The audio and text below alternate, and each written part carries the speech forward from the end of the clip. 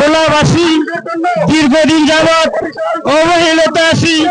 আমাদের ভোলা বরিশাল সেতুর কার্যক্রম শুরু হয়েছিল আজ থেকে প্রায় 2 বছর আগে। সে কার্যক্রম শুরু হয়েও কোন কালো থাকার কারণে আজও ভোলা বরিশাল সেতুর কার্যক্রম শুরু হচ্ছে না।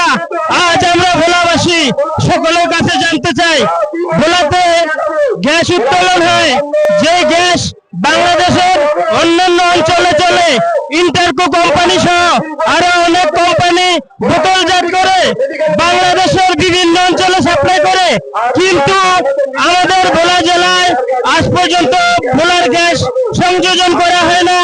এমনকি ভোলার মানুষ যখন অসুস্থ হয়ে পড়ে, গুরুতর অসুস্থ হলে একটি অসুস্থ লোককে উন্নত চিকিৎসার জন্য ভোলা থেকে ঢাকা ট্রান্সফার করতে গেলে পরিবহনের সমস্যার কারণে প্রথমত আমাদের অনেক ভাই বোনেরা প্রাণ হারায়। যে কারণে আজকে সকল ভোলাবাসীর প্রাণের দাবি অনতি বিলম্বে ভোলা বরিশাল সেতু নির্মাণ শুরু করতে হবে। ভোলা বরিশাল সেতুর দৃশ্যমান নির্মাণ আমরা দেখতে চাই।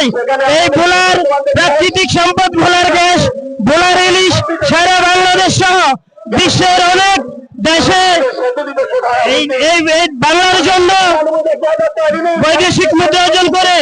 আজ আমরা ভোলাবাসী সকল দিক থেকে পিছিয়ে আছি।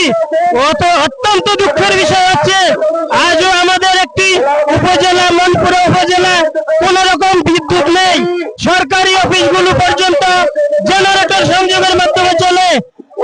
ওই আদিম যুগের কফি হারিকেন জ্বালিয়ে আমাদের ছোট ভাই বোনেরা লেখাপড়া করে। তাই অনতি বিলম্বে আমাদের ভোলার বিদ্যুতের সমস্যা, আমাদের ভোলায় জাতীয় উন্নয়নের জন্য, চিকিৎসার জন্য আধুনিক মানের হসপিটাল এবং ভোলা সকলের দাবি বরিশাল ভোলার যেই ব্রিজ হওয়ার কথা, অনতি বিলম্বে ব্রিজের কাজ শুরু করতে হবে।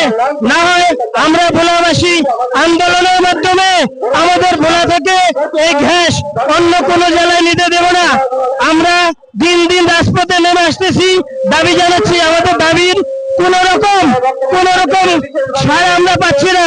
তাই আমরা সংশ্লিষ্টদের কাছে দাবি জানাচ্ছি, আমাদের ভোলা সেতু, ভোলা বরিশাল সেতু, ভোলার মেডিকেল এবং ভোলা পাবলিক বিশ্ববিদ্যালয় অনতি বিলম্বে কাজ শুরু করবে। এই বলে আমি আমার সংক্ষিপ্ত বক্তব্য শেষ করছি। আসসালামু আলাইকুম।